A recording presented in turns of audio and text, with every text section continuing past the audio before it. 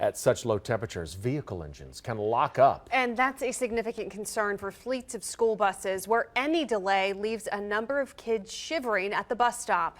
KCTV5's Betsy Webster is live in Olathe now. And Betsy, the company that serves those schools has a special winter plan in place.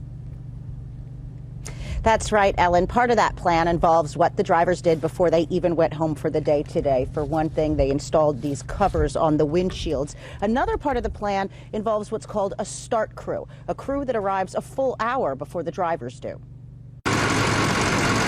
The purpose is to have the buses purring and warm before the drivers even hop on board. And having their bus nice and toasty, and here you go. School bus companies across the metro learned a valuable lesson 3 years ago when several districts had to send kids home in below zero temperatures because dozens of buses wouldn't start. That was a rude awakening that, although it's Kansas City, it was like Minnesota.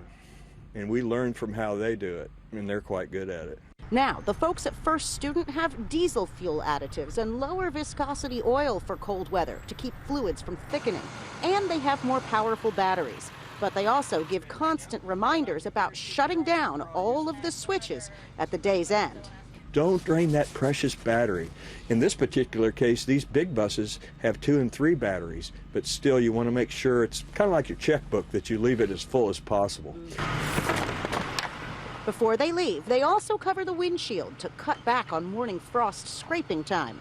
And when that start crew arrives, they have a special tool called a glow plug to give the engine a jolt. See it there? Wait to start? Yeah. Now see when it goes off? That's when a guy needs to crank his engine right then. See how that engine fired right up even though it's cold outside?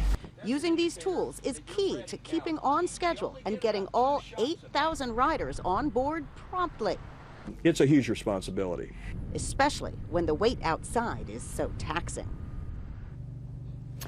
Now, that day when so many Metro buses in KCK, Independence, here in Olathe froze up and would not start was January 7th, 2014. We checked our archives with Storm Track 5, and the temperature that morning was -5 without the wind chill.